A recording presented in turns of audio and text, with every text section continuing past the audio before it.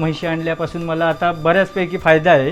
म्हणजे त्याच्यात गोकुळतर्फे ह्या म्हशी आणलेल्या आहेत आणि गोकुळच्या संस्थेने आम्हाला काय कर्ज प्रकरण वगैरे करून दिलं. दूध सकाळचं 5 लिटर, संध्याकाळी 5 लिटर अशा म्हशींचं हे दूध आहे. त्याच्यानंतर इथं वाढले. ह्या हवामानात ते पहिल्यांदा वाटायचं काहीतरी हवामानामध्ये सूट होणार नाही असं, कारण सगळेजण म्हणायचे काहीतरी हे हवामान त्यांना मानवणार नाही. पण मी म्हटलं बघूया.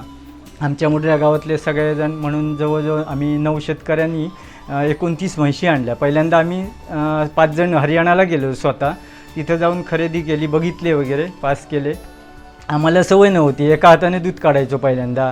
आता आम्ही काय करायचो, त्यांनी भैयान दाखवल्यापासून आम्ही दोन्ही हाताने दूध वगैरे काढतो. फक्त त्यांना सुकं वैरण, ओलं. मी तर शक्यतो सुकंच वैरण घालतो, अजिबात ओलं काही नाही.